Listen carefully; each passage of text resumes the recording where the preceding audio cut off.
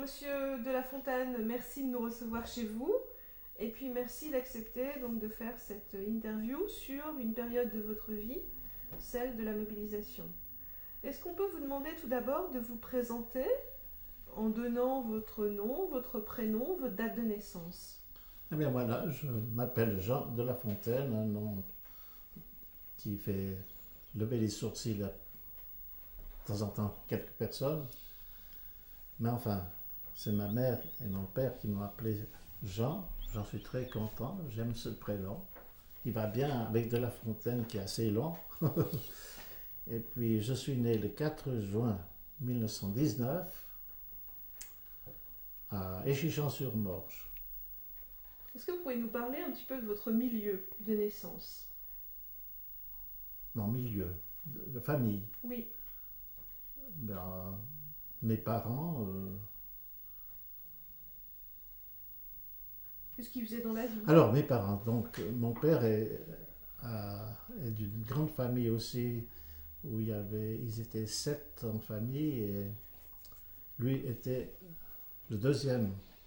Il y avait donc 3 garçons, attendez voir, 4 garçons et 3 filles. Mon grand-père était un homme, il s'appelait Frédéric, un homme qui s'intéressait à trop de choses. Il avait de la peine à se fixer sur quelque chose de stable. Alors il avait une formation de menuisier, mais il a marié une, une fille qui s'appelait Cholet, Sophie Cholet. Ils ont commencé leur vie du côté des coteaux. Et qu'est-ce qu'ils faisaient dans la vie? Alors lui il était menuisier, il a fait une formation de menuisier, elle était fille de petite ferme propriétaire de Écoto, Maracon, La Rougiville, là-bas dans cette région. Et votre père avait repris la ferme familiale? Alors mon grand-père, il a trouvé cette ferme trop petite, il en a racheté une du côté de Nyon, où il est resté une dizaine d'années, et puis après il a changé de nouveau. Il n'était pas tellement stable, il était vite... il s'intéressait à toutes choses, il faisait beaucoup de... Il savait faire le hongreur, il soignait le bétail, il savait faire un tas de choses utiles à la campagne, mais qui lui rendaient peut-être pas tellement de service au point de vue financier. Il se dispersait un peu. Enfin, il était intelligent, il savait écrire comme un notaire, il avait facilité de s'exprimer. Enfin, et puis mon père, lui, après, il a recommencé à zéro. Il a été fermier là-bas à Chichon-sur-Morge une dizaine d'années, et puis après il est parti dans le midi de la France. En 1923, j'avais donc 4 ans. Alors vous avez fait votre école primaire dans le sud de la France. J'ai fait mon école primaire en France. À quel moment est-ce que vous êtes revenu en Suisse? En 1931. Donc 1931, vous revenez en J'avais Suisse. 12 ans. J'avais 12 ans et je fréquentais l'école d'Aubonne, quelques 4 ans, à peu près, 3 ans et demi. Après l'école, c'était la mode à l'époque d'envoyer les jeunes en Suisse allemande. Et puis mon père m'avait proposé que j'apprenne l'horticulture, le jardin. C'est un beau métier que j'aime. Du reste, j'ai beaucoup de fleurs chez moi maintenant. Et puis il m'a conduit chez un patron jardinier du côté de Vevey, mais j'ai pas voulu y aller. Je sais pas pourquoi, le patron m'impressionnait, et puis je dis non, je ne veux pas aller dans cette maison. Alors on m'a envoyé en Suisse allemande chez un horticulteur près de Zurich. En 34 alors. Pardon? En 1934. Ah non, c'était en 1936. 1936. Je suis resté jusqu'en 1937. Je suis revenu à la maison et j'ai aidé mon père. Tous mes frères et sœurs avaient quitté. Et j'avais un frère handicapé. Je suis resté à la maison pour aider mes parents jusqu'à la mobilisation. Puis en 1939, je suis parti au service militaire. Alors on va juste revenir un tout petit peu dans la période d'avant-guerre. Oui. Donc en 1937, vous êtes en Suisse alémanique, en 36-37. Oui. Est-ce que vous avez entendu parler de la montée du nazisme? Comment Ah est-ce oui, que bien vous vivez sûr. ça? Alors, on ne se rendait pas compte de l'importance de ce mouvement, mais j'avais des cousins qui étaient en stage en Allemagne, qui faisaient des études, qui avaient fait une année ou deux en Allemagne, et ils trouvaient ce régime assez dynamique. Ils étaient impressionnés par la discipline, mais on ne se rendait pas compte encore de tout ce qui de tout ce qui allait venir avec ce fanatisme de droite. Et Mussolini, comment est-ce que vous le voyez, vous, à l'époque? Pardon. Mussolini, comment est-ce que vous le voyez à l'époque? Mussolini, c'est un homme opportuniste. Hitler, on ne le connaissait pas, on entendait parler, mais Mussolini, c'est un opportuniste qui était donc fasciste, mais il attendait de voir un peu qui allait dominer pendant la guerre, qui allait gagner la guerre. Et en 1940, il s'est engagé avec son ami Adolphe, ce qui nous a un petit peu surpris, mais parce que l'Italie, à l'époque, elle était plutôt du côté de la France, de l'Angleterre, mais Mussolini avait fanatisé son parti. Pour moi, ils sont fourvoyés. Est-ce que vous l'aviez senti venir, cette guerre? Vous l'aviez senti En monter? 1938, déjà, on a eu une petite alerte. On sentait venir, mais moi j'étais très jeune, on ne se passionnait pas tellement pour la politique à cet âge-là, mais je pense que nos aînés ils se rendaient compte du danger de ce fanatisme de droite. Est-ce que vos parents y parlaient de la situation internationale entre Vous eux? savez, à l'époque, on n'avait pas tellement, on n'avait pas la télévision, bien sûr, ni même la radio. Moi, j'ai écouté la radio, surtout pendant la mob. On avait des petits postes de radio dans les postes à la frontière, et on écoutait les nouvelles. Mais à la maison, c'était pas notre passion, la politique. C'était pas notre problème. Mes parents avaient assez d'autres soucis que de s'intéresser à la politique. Quels étaient les soucis de vos parents juste avant-guerre? Les soucis des parents, c'était déjà de gérer le domaine dont ils avaient le fermage. Et puis, pour mes parents, c'était aussi le grand problème, c'était mon frère qui était handicapé, mon frère qui avait 3 ans de plus que moi, qui était atteint de myopathie. Et c'était aussi un problème pour eux d'apporter des soins valables à ce fils. C'était un problème d'ordre financier? Pas seulement financier, mais moral surtout aussi. Parce que mon frère passait par des moments très durs, il était intelligent et puis il avait des dépressions. Quand il nous voyait courir, grimper aux arbres, et lui il était couché sur une petite voiture, c'était assez dur pour lui. Voilà. Alors moi je suis parti en 1939, le 29 août. J'entends toujours un employé communal d'Aubonne qui vient dans la cour et il dit « Mobilisation, tout le monde se rend sur la place de la Balance. » Et Et vous faisiez quoi ce jour-là? On enclenche. On enclenche. Alors là, on était en train de parler donc du jour de la mobilisation. Est-ce que vous vous rappelez ce qui se passait dans la ferme de vos parents? Où est-ce que vous étiez, bien, tout ça? À 6 heures du matin, il y a un employé de la commune d'Aubonne qui est arrivé, puis qui avait je crois, une petite clochette, j'en sais rien, et il a dit mobilisation, tous les soldats de la couverture frontière doivent se rendre sur la place de la Balance à Aubonne dans les délais les plus courts. Et je suis arrivé, je crois, dans les premiers là-bas. Voilà. Et puis, une fois que tout le monde était là, il y a un camion un transporteur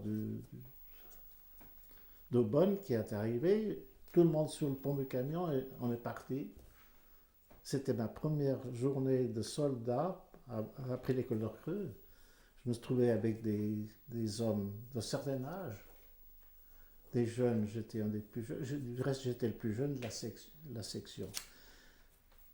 Et on est monté du côté du Jura. Notre bataillon 217 avait son secteur entre la région de Bassin, la Cure, Marchissy, enfin c'était son secteur. Il y avait donc 4 compagnies. Et à Bassin, dans le village de Bassin, nous avions 2 compagnies, la compagnie 3 et la compagnie 4. Je me suis trouvé dans une section d'hommes d'un certain âge, des hommes entre 30 et 45 et 48 ans, les plus vieux. J'étais un petit peu perdu dans la masse, mais enfin bref, j'ai eu la chance de trouver 1 ou 2 soldats de mon âge après.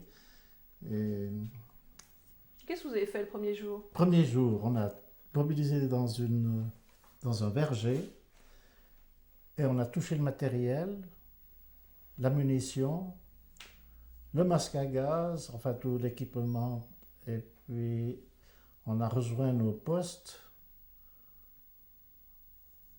Et là, on nous a dit maintenant, vous allez creuser des abris. Et pendant tout l'automne, septembre, octobre, jusqu'au mi-novembre, on a creusé des abris dans la forêt, sur la route qui domine, en dessous de la route qui rejoint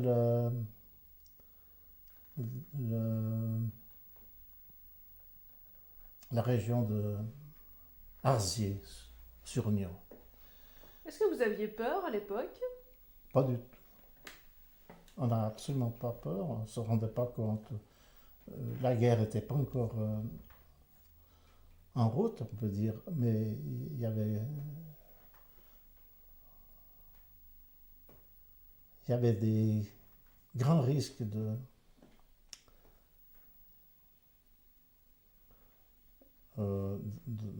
je m'excuse, hein, je cherche mes mots.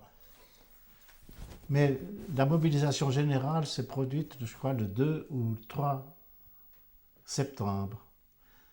La couverture frontière, sa mission, c'était de retarder, en cas d'attaque de la Suisse, de retarder l'ennemi et de permettre à la Suisse de mobiliser toute son armée à l'intérieur du pays. Et pour ça, nous avons donc dû creuser des abris très sommaires, avec on sciait des arbres, on coupait les troncs, et puis on faisait la toiture, on remettait des bâches, on remettait de la terre dessus, enfin bref, c'était avec quelques meurtrières, on mettait nos armes en position de tir. Ça vous plaisait comme activité? Oh, c'était passionnant. Ah ouais? Non, c'était... Enfin bref, c'était la pelle et la pioche du matin au soir. Et l'ambiance, elle était comment avec les copains? L'ambiance, eh bien... Bon, on ne peut pas dire que c'était... Je me rendais pas compte, j'avais 20 ans. Mais à 20 ans, on aime faire la fête, à 20 ans... Ben voilà, c'était pas mon job. Et puis je me disais, qu'est-ce que je fais là? Ça ne va pas durer, c'est pour quelques mois, ou quelques semaines, ou quelques jours, j'en sais rien, mais On était là, Vous aviez l'impression de perdre votre temps? perte de temps, même pas. On ne se posait pas tellement de questions sur notre avenir. On était là, mobilisés. Mais c'était une drôle de période. C'était une période. Rien n'était sûr. On ne savait pas de quel côté ça allait tourner, de quel côté l'attaque allait se produire.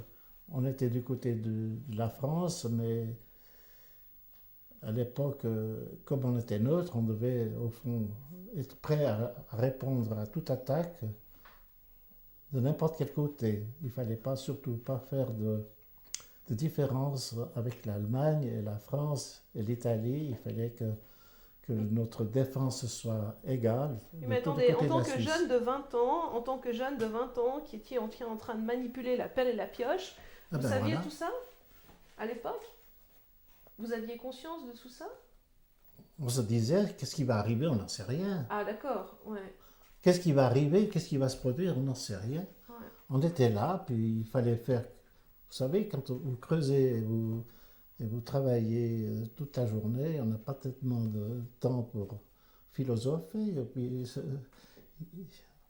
on était content quand la journée était finie. Et puis, après, on était fatigué, puis on dormait, puis le matin, il fallait se relever, repartir. C'était pas du tout drôle. Qu'est-ce que vous faisiez le soir?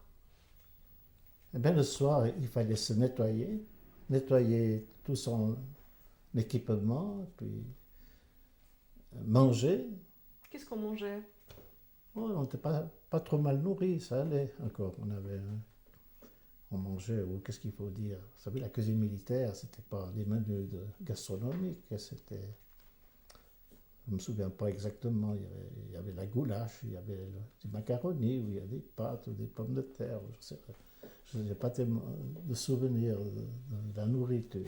On avait faim parce qu'on avait 20 ans. Quand on travaille à la pelle et à la pioche, on n'est pas tellement difficile sur la qualité du menu.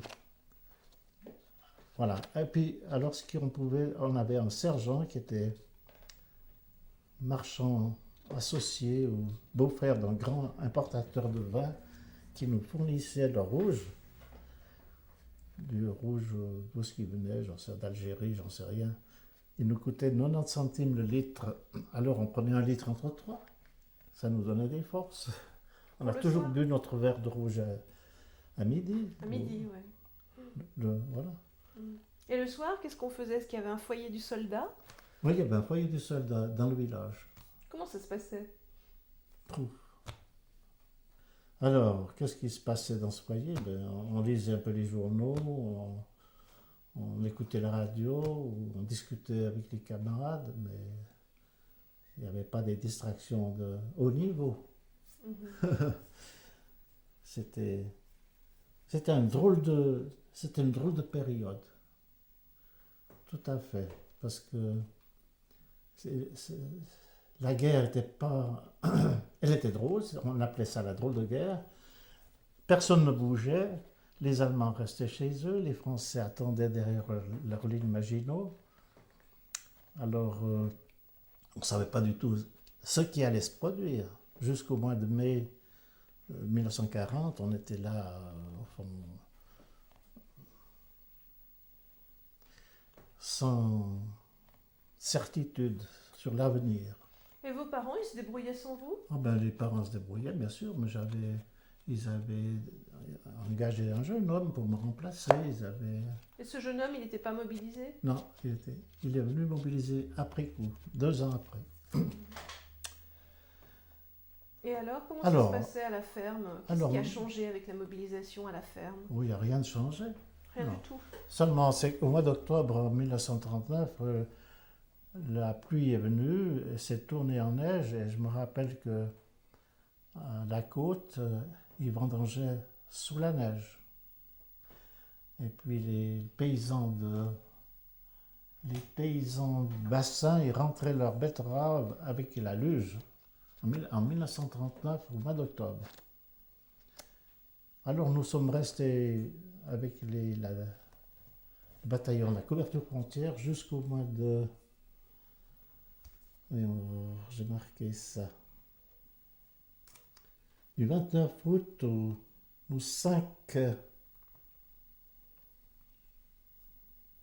au 5 décembre, nous sommes restés avec le bataillon 217. Donc c'est un bataillon qui était formé d'hommes de l'élite, de Landwehr et de Landsturm. Alors au mois de décembre, ils ont démobilisé ce bataillon, ces anciens, donc de la Landwehr et Landsturm, et puis ils ont formé un bataillon d'élite, bataillon 1, et nous avons occupé tout le secteur de Gland à... On s'allait jusqu'à la Cure, Vallée de Joux, pendant que les Noël, nous avons passé Noël dans les sapins. Comment ça s'est passé, cette fête de Noël? Alors, la fête de Noël, il y avait mes camarades d'élite qui étaient mariés. Ils ont tous eu congé, puis les célibataires, dont je faisais partie, sont restés mobilisés. Et on avait un effectif réduit. Il fallait monter la garde tous les 3 heures. Il fallait monter 1h30 de garde. Alors j'aimerais vous dire que le sommeil, il était court et il n'est pas tellement profond. Et vous aviez froid? On était, en Noël 1939, on était posté dans un pâturage qui s'appelait la Dunanche.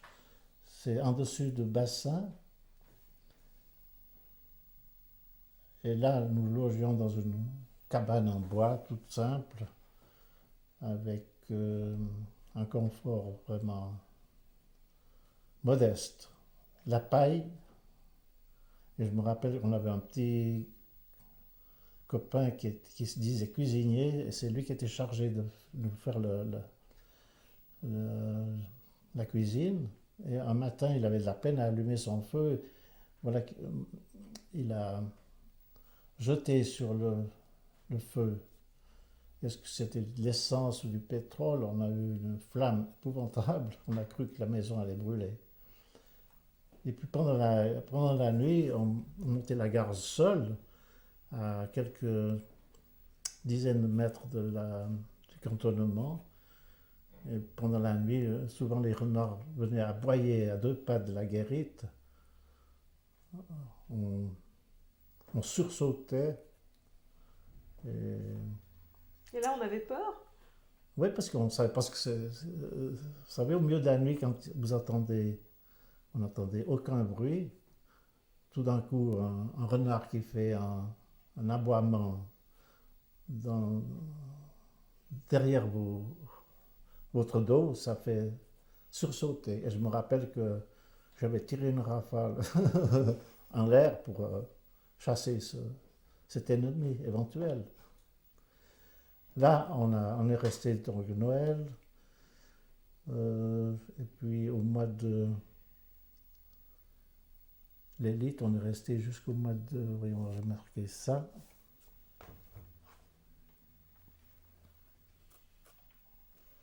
Et Noël, alors, bon, comment ça s'est passé? Alors Noël, évidemment, Vous fête avez de fait une Noël, fête? 0. Hein. Pas de fête?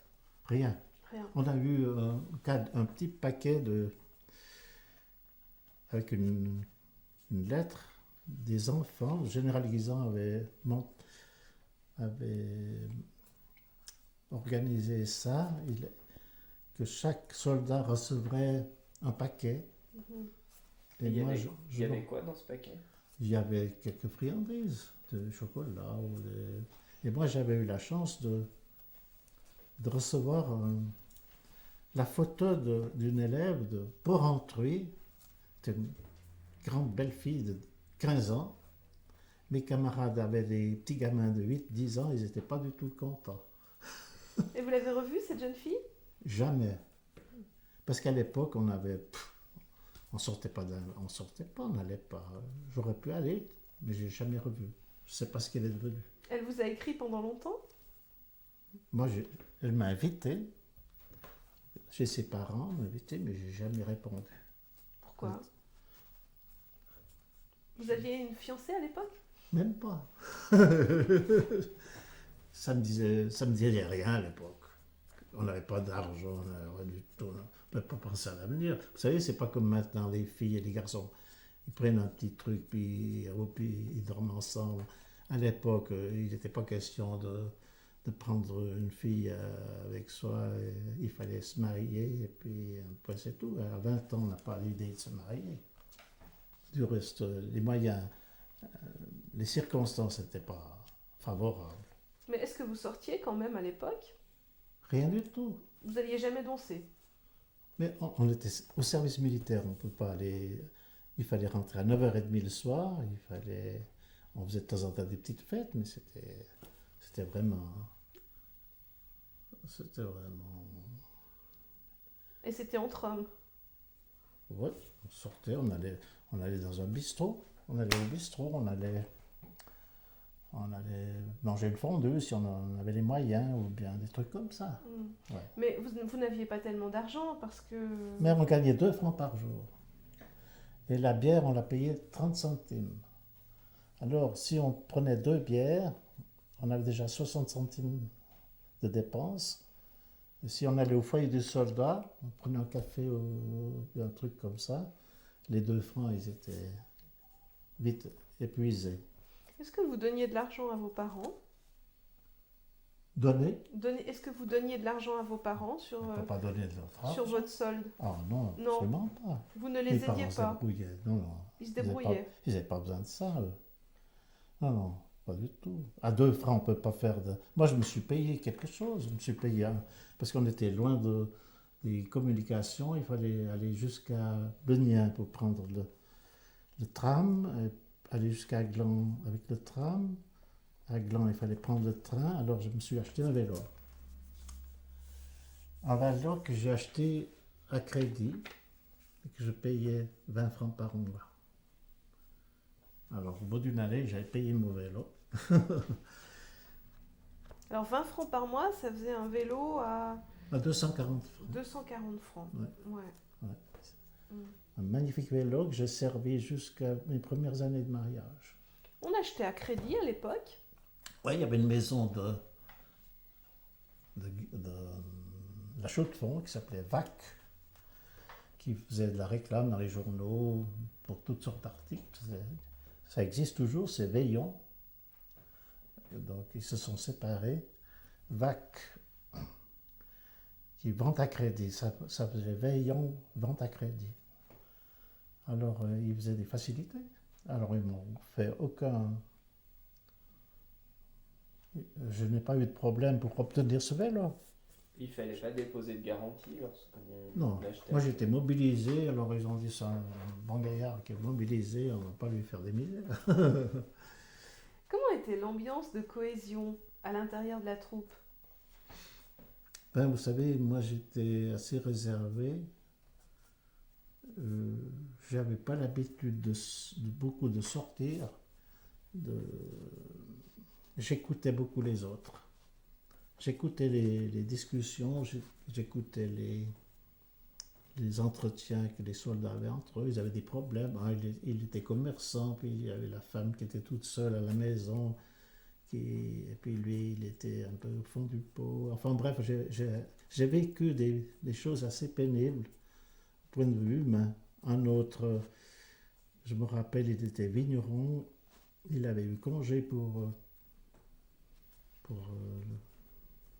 faire ses travaux de vigne. Et avant de le licencier, la compagnie était rassemblée, tous ceux qui partaient en congé. Et ce type-là, il avait des petits problèmes, des grands problèmes personnels, je crois, dans son ménage. Et il s'était un petit peu... Qu'est-ce qu'il faut dire? Il s'était un peu saoulé. Alors, je me rappelle que j'étais à côté de lui, sur un rang, premier rang, et lui, il basculait de tous les côtés. Je le tenais par la main, par la manche, et puis l'autre côté, j'avais un autre copain qui le tenait de l'autre côté. Et puis nous avions un major commandant de bataillon qui est venu inspecter la compagnie. Ce major, il était instructeur à Lausanne. C'était pas un homme dont je garde des bons souvenirs. Son plaisir, c'était de mettre les soldats au clou, comme on disait. Alors il a regardé cette compagnie et il a vu qu'il y a un homme qui avait de la peine à se tenir droit et il lui a dit 10 pas en avant, marche. Et je lui ai dit, ça y est, c'est toi. Je l'ai lâché. Alors il a fait 10 pas en avant. Puis tout d'un coup, ce major lui dit, demi-tour droite. Il a fait demi-tour et il s'est flanqué par terre. Évidemment, ce brave major, je crois que si la guerre était venue, il n'aurait pas duré longtemps. C'est-à-dire? C'est-à-dire qu'il avait fait assez de misère aux hommes pour disparaître de la circulation. Vous savez, il y a des comptes qui se réglaient pendant la guerre. C'était un homme dont on garde des mauvais souvenirs. Il avait une voiture à disposition, il rentrait au milieu de la nuit avec son chauffeur, on ne sait pas où il allait se traîner, et les sentinelles au bord de la route qui devaient arrêter toutes les voitures, ils l'ont vu plusieurs fois rentrer à des heures indues, alors il était repéré. Je suis sûr qu'en cas de conflit, il ne serait pas venu. Oui, il n'aurait pas vécu beaucoup plus de temps. Donc en fait, vous n'aviez pas des contacts géniaux avec lui.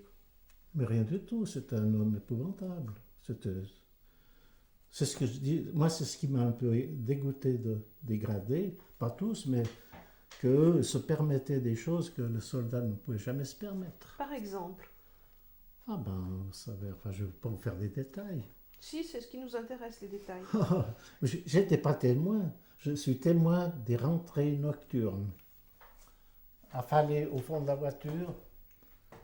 Dans quel état, j'en sais rien, parce que les vitres n'étaient pas ouvertes. Mais on devait arrêter toutes les voitures, contrôler toutes les voitures.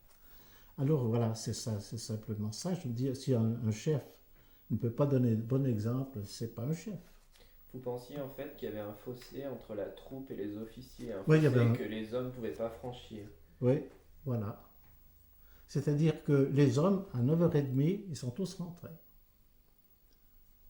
Après, ce qui se passe, c'est pas notre affaire. Mais est-ce que le général Guisan, lui, a réussi à raccourcir ce fossé ou est-ce qu'il était dans le même lot? Bon, alors, général Guisan, vous savez, il avait d'autres soucis que ça, lui. Je crois que... Mais en même temps, c'était quelqu'un qui était proche de la troupe. Oh. Oui, il était assez humain. Oui, oui. Mais on ne peut pas dire qu'on a été gâté par ses visites nombreuses. Lui, il avait autre chose à faire que d'aller visiter chaque unité ou chaque... Nous, on était perchés là-bas au fin fond du Jura. Et... Est-ce que vous l'avez vu, le général? Non, jamais. Jamais vu. Pas nous. Il y en a qui l'ont vu du côté de Nyon, mais c'est impossible à un homme comme ça d'aller dans chaque secteur, dans chaque poste, de trouver les hommes. Quelle est l'image que vous avez gardée du général? Le général Guisan, c'est un homme assez... Oui, assez humain. Donc il a lancé l'idée que chaque soldat reçoive un petit mot d'un élève en 1939. Donc j'ai encore une assiette.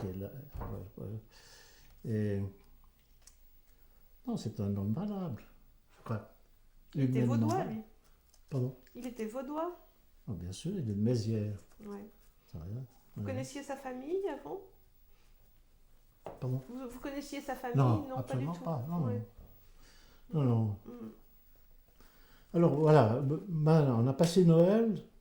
J'avais un camarade qui était employé dans une maison de vin. Ce n'est pas le même qui nous fournissait le vin rouge. C'était un monsieur qui était comptable dans la maison Bujard à Lutry. Alors il nous avait fourni une caisse de Grand Perlet. C'était un vin spécial. Et on a fait la fête avec le Grand Perlet. On était quinzaine perdus tout en haut le Jura. Avec le moral? Vous aviez le moral ce jour-là? Vous savez, le moral. À 20 ans, on a toujours le moral. Ouais. On l'a toujours, même quand on est au C'est clou? moche qui vous ennuie. Hein. C'est pas grave. Vous êtes allé souvent au clou? Moi? Oui. Non, jamais. On dit qu'un bon soldat, il doit aller au clou. Alors vous ne fûtes j'étais pas... pas un très bon soldat. Ouais. Non, j'avais des camarades qui allaient au clou, mais c'était pas grave. Qu'est-ce qu'il fallait faire pour aller au clou? Ben, il fallait prendre une bonne cuite ou bien rentrer en retard à l'appel. Voilà. Est-ce que vous pensiez qu'au sein de la troupe, il y avait des problèmes d'alcoolisme? Oui, il y avait des problèmes d'alcoolisme, bien sûr. Ça, c'est sûr.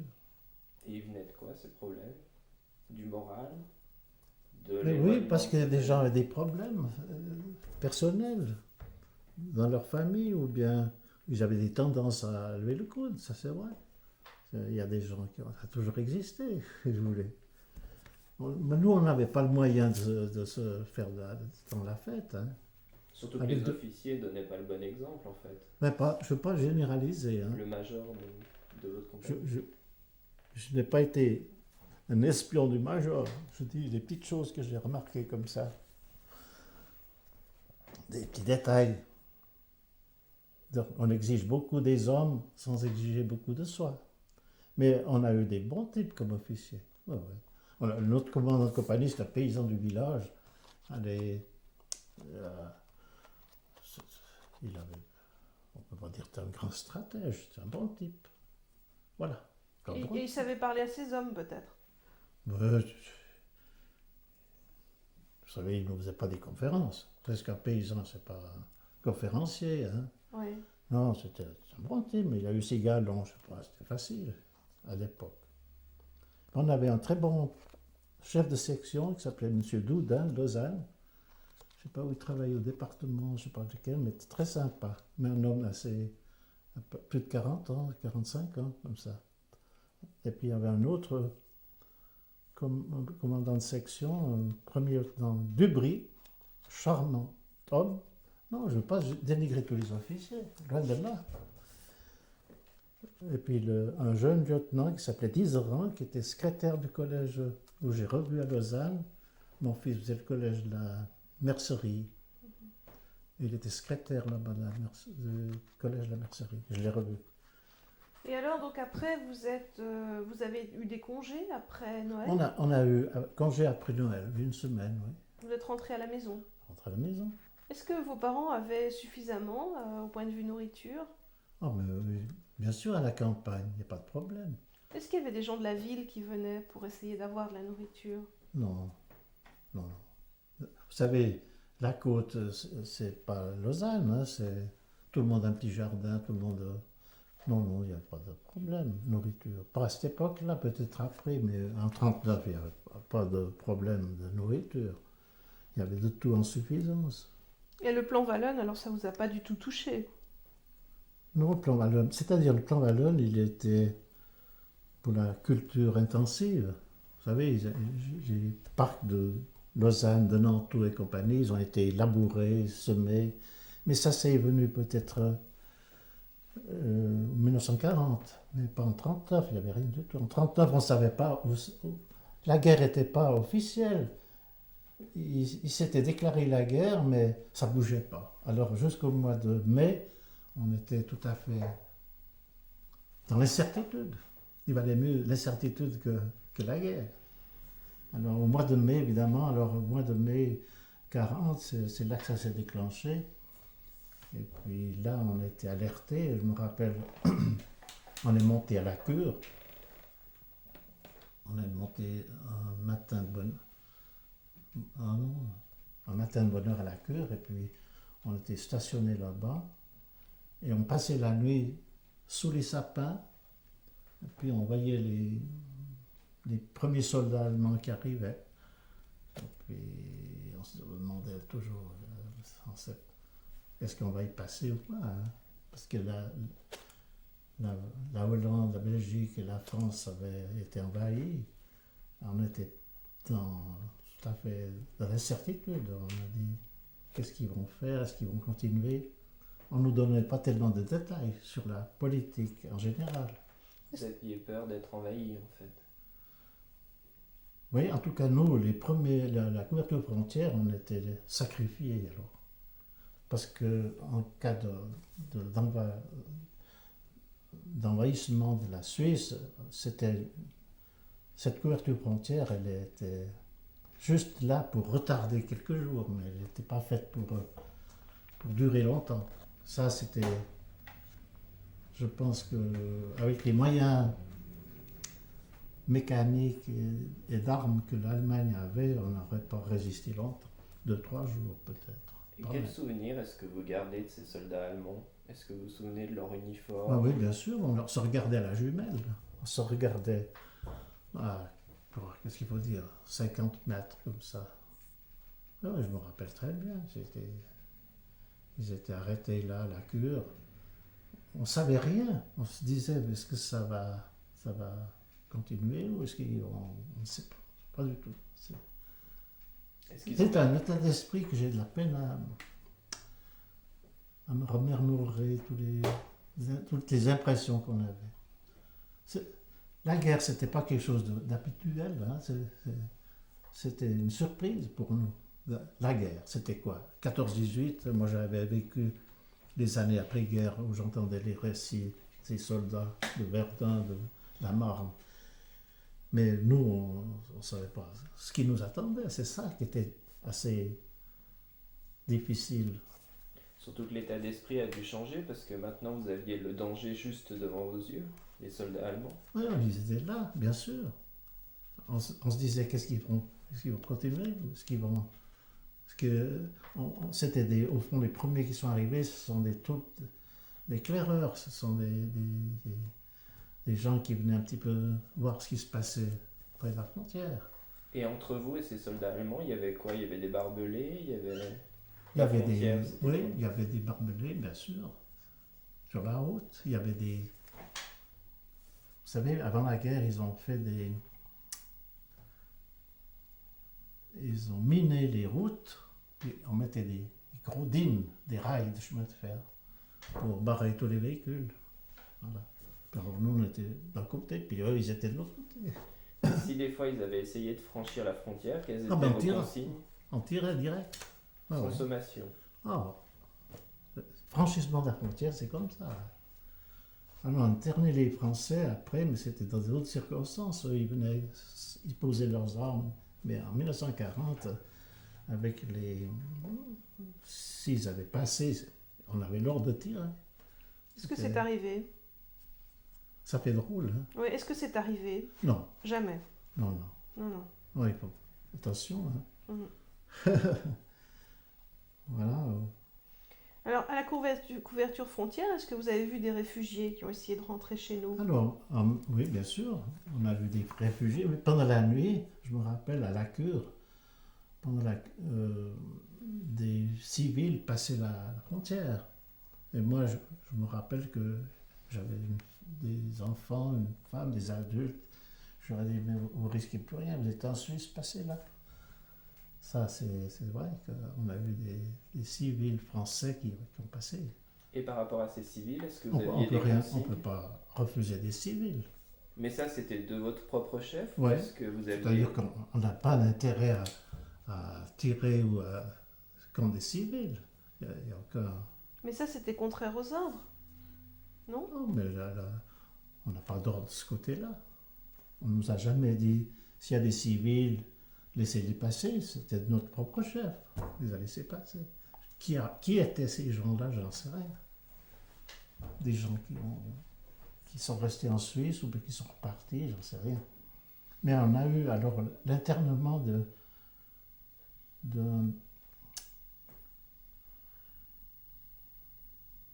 qu'est-ce qu'il faut dire, une section, une compagnie qui occupait le fort des Rousses.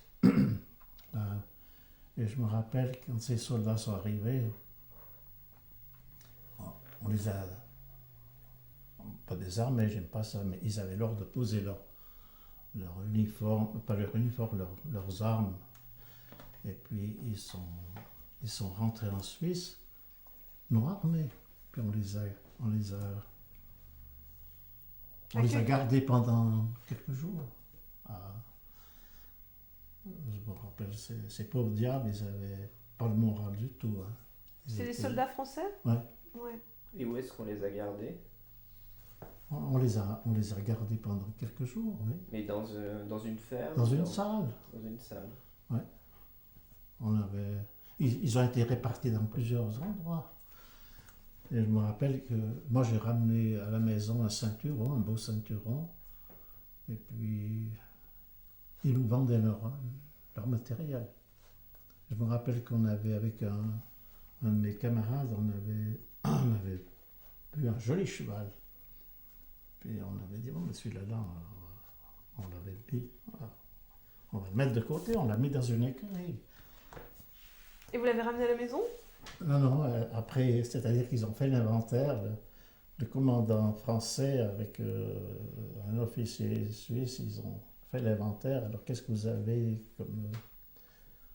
Est-ce que vous avez des animaux, des mulets, des chevaux?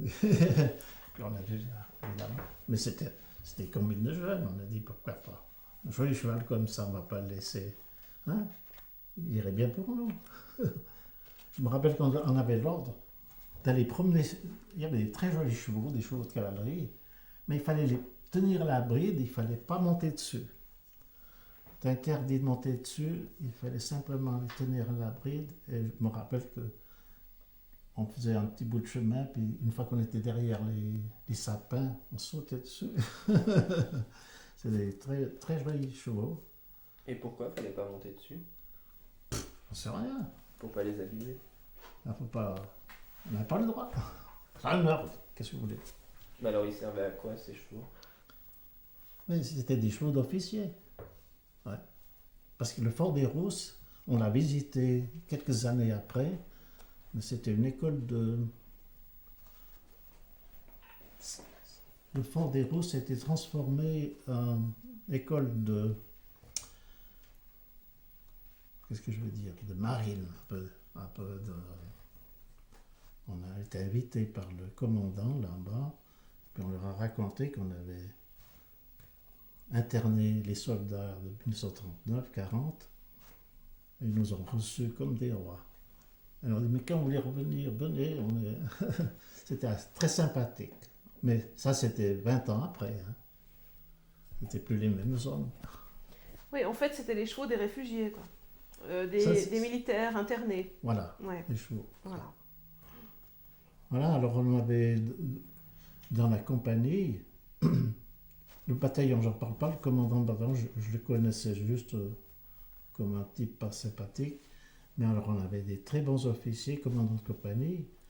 La compagnie 1, c'était Paul Nerfin, qui est venu conseiller d'État et directeur de la BCV à Lausanne. Ça, c'était un très chic type. Et je suis ami avec un de ses fils, parce que j'étais à l'école avec lui. Il est en Amérique, le fils, et il vient chaque année me trouver. Il a fait l'école aspirant, lui. Il était premier. On est des très bons amis. Alors, et après, il y avait comme commandant d'une autre compagnie, la 2. Compagnie 2, c'était Monsieur Rouillet, instituteur prime sup à Cossonay. Et lui, il vous parlait de la situation générale dans le monde? Ça, c'est un charmant homme qu'on garde un très bon souvenir. Oui, il nous parlait de circuit, mais il ne savait pas grand-chose, vous savez, à ce niveau-là. Comment est-ce qu'on savait? Comment est-ce qu'on pouvait être un peu informé de ce qu'allait nous tomber dessus? Mais rien n'était programmé, vous savez, l'état-major allemand, ils informaient pas les gens à l'avance, hein. Ils attaquaient, puis après c'est tout. C'était tout à fait... Et vous écoutiez les informations? Vous écoutiez Payot après? On écoutait Payot, bien sûr, mais plus tard. Mais en 39-40, on ne savait pas ce qui se passait. Là, je suis déjà un peu plus tard, là. Ouais. Mais on écoutait la radio, bien sûr. Vous aviez confiance dans votre armée? Ben, vous savez, l'équipement à l'époque, on avait des mousquetons, on avait des fusils mitrailleurs, on avait des grenades, on avait des canons d'infanterie, des lance-mines, des trucs comme ça. Puis dans les forts, il y avait quelques forts où ils avaient des canons un peu plus importants. Vous savez, moi, j'ai fait des relèves dans les forts de Vic, dans la Villa Rose à Gland, où on avait des armes un peu plus importantes. Mais là, je ne sais pas si l'armée allemande était arrivée avec leurs tanks, ce qu'on aurait pu faire, parce qu'ils tiraient direct avec leurs tanks dessus les positions. On était déjà, les Allemands étaient surdoués pour l'espionnage, on était déjà repérés, ils savaient exactement où se trouvaient les hommes. Alors, oui, je parle des commandants de compagnie. Alors, je ne voudrais pas que vous ayez l'idée que je critique les officiers, parce qu'il y a eu des... Moi, je ne peux pas me plaindre du tout d'un officier. Du reste, j'étais ami avec plusieurs. Absolument pas. Je parle de ce commandant de compagnie, parce que de bataillon, qui n'était pas exactement ce qu'on aurait pu lui demander être. Est-ce qu'on sentait les différences de classe sociale et les différences d'origine géographique Dans les soldats? Ouais, entre vous. Eh bien, alors, dans la compagnie, vous avez des gens de tous les niveaux. Moi, j'ai eu la chance d'avoir des très bons camarades plus tard, parce que chaque année, il y a des nouveaux soldats qui rejoignaient. Et dans ces nouveaux soldats, ça rajeunissait un petit peu la troupe, et puis ça amenait un peu d'air frais, si on veut dire. J'ai eu des très bons amis avec lesquels je suis encore en relation, des gens qui ont fait des études universitaires aussi. Alors, j'en ai un qui est venu directeur de Nestlé, un autre qui était... mais qui était simple soldat comme moi. Ouais, et ça se sentait que les gens, ils venaient pas du même milieu. Est-ce que vous, ça vous a apporté quelque chose? Moi, ça m'a apporté de l'amitié, beaucoup. Parce que j'ai eu le bonheur d'avoir des contacts très sympas avec des soldats qui étaient dans notre milieu. Il n'y avait pas de... Je me rappelle ce jeune qui avait fait ses études en Allemagne. Il avait eu mon âge. Il me disait, mais il est venu qu'en 1940. Lui, il a fait l'école de recrutement une année après. Il m'a dit, Jean, j'ai gardé la place à côté de moi et chaque fois qu'on faisait une marche, on était les deux, toujours les deux. C'était un bon copain. Ouais, c'était un type charmant. Ouais. Surtout qu'avant, vous n'aviez pas eu l'occasion d'avoir des amitiés solides, vu qu'on vous avait bougé d'école en école, vous aviez pas mal bougé en fait. Oui. C'est-à-dire que quand je suis arrivé en 1939, le gros de la troupe, c'était des gens de la région, de la côte. C'était des vignerons, des paysans, des artisans, des petits commerçants, boulangers, enfin bref. Et puis par la suite, il y a des gens qui sont venus de Lausanne, c'est pas qu'ils soient meilleurs à Lausanne, hein, mais ça a apporté un petit peu de nouveauté.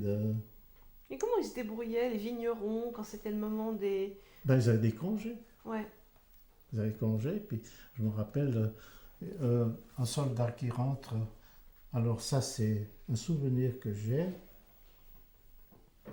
Un soldat qui rentre de congé, c'est un petit paysan vigneron. Et à l'époque, il fallait sulfater à la boye. Hein. Il rentre le soir et puis le caporal qui... Parce que dans les villages, il fallait toujours qu'il y ait une garde. Il y avait le bureau de compagnie. Alors, tu rentres de congé, ben justement, j'ai besoin d'un homme. Je te mets là. Congé, tu viendras monter la garde cette nuit. Et puis le soldat s'est endormi pendant la pause. Et pendant la guerre, un type qui s'endort au service, hein, c'est grave. Alors, le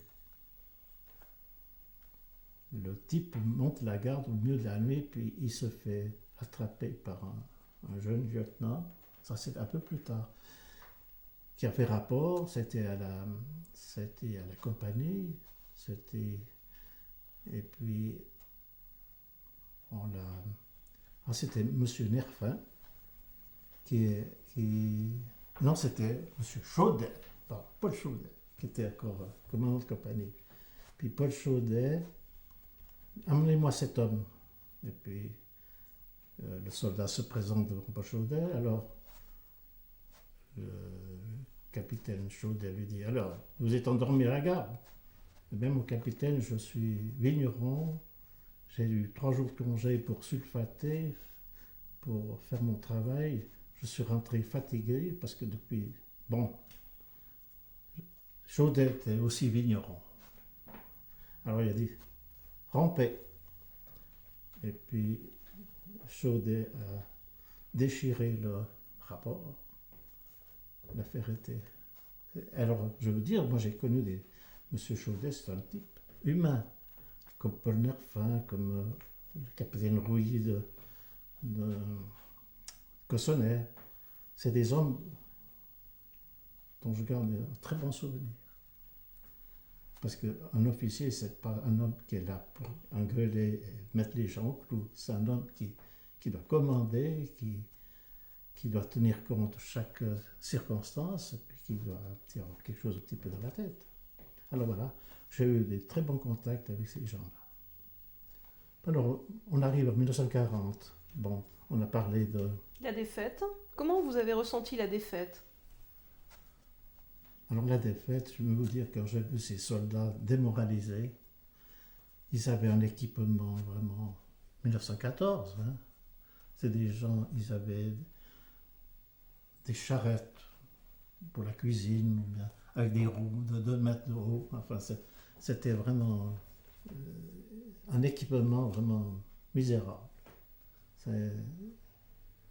Quand on a vu les soldats allemands à côté, c'était une autre...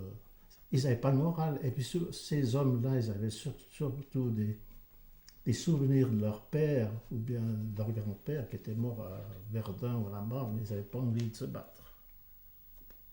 Ils ne pouvaient pas...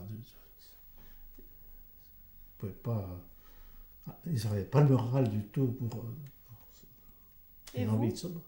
et vous, qu'est-ce que vous êtes dit? Eh bien, nous, ça nous faisait un petit peu pitié de voir cette armée française, parce que moi j'avais vécu toute ma jeunesse en France, j'avais entendu parler de toutes ces batailles de Verdun, de la Marne. On avait des voisins en France qui nous racontaient des souvenirs de la guerre, et on avait beaucoup de sympathie pour l'armée française, c'est vrai, parce que... Dans toute votre famille, c'était comme ça? Bon, Dans toute votre famille, c'était comme ça, avec les mêmes sympathies? ouais, on a des sympathies, on a la même langue, puis on ne connaissait pas du tout l'armée allemande. On savait qu'ils étaient durs, que c'était des bons soldats. Quoique les Français sont pas mal battus aussi. Mais est-ce que c'est... Mais est-ce qu'on savait, par exemple, ce qui se passait en Allemagne vis-à-vis des handicapés? Est-ce qu'on... Ah non, on ne savait rien du tout. Ouais. Non. Est-ce que ça vous aurait directement... On savait que l'armée allemande était puissante, bien équipée, et puis avec la propagande, elle était le moral de fer, moral d'acier plutôt. Tandis que l'armée française, alors, voilà, à l'époque, à part M. de Gaulle qui avait quand même une vision plus juste, la France n'était pas du tout prête. Ils avaient Maginot, ils croyaient que la ligne Maginot allait tout arrêter. Et puis ils ont passé à côté. À partir de quel moment vous avez eu l'impression que les Alliés allaient gagner la guerre? À partir de quel moment vous vous êtes dit, finalement, l'Allemagne, elle va peut-être pas être victorieuse? Eh bien, en 1940, ça c'était... On a dit, les Allemands vont occuper toute l'Europe. Ça, et la Suisse, si elle n'y passe pas tout de suite, elle y passera peut-être sans guerre, parce qu'elle sera obligée. Elle est ceinturée de tous les côtés. Elle est obligée de s'arranger avec ses voisins. Il n'y a pas d'autre solution. Il n'était pas nécessaire d'occuper la Suisse. Ça leur coûtait cher. Parce que traverser les Alpes, mais... Et le réduit national, Mais le réduit national, je pense que c'est une erreur. pour quelle raison? Parce qu'on casernait toute l'armée suisse dans un secteur bien fortifié, puis on laissait tout le plateau les civils, les enfants, les femmes, tout ça, à la merci d'un envahisseur. Monsieur Guisan a peut-être une idée militaire de défendre ce petit réduit, mais ça n'intéressait pas les Allemands, ce réduit. Ce qui les intéressait, le plateau, c'est de passer à travers le pays, c'est pas ce hérisson là-bas, dans le béton et dans les rochers, il était, au fond, il n'avait aucune possibilité d'attaquer ça. Il était là, statique, mais le plateau était tout à fait découvert, à part quelques compagnies, quelques bataillons, mais l'armée était cantonnée au milieu de la Suisse. Je pense, on le voit ça après, mais peut-être sur le moment c'était juste, mais pour moi, je n'ai pas été d'accord avec ça. Et vous auriez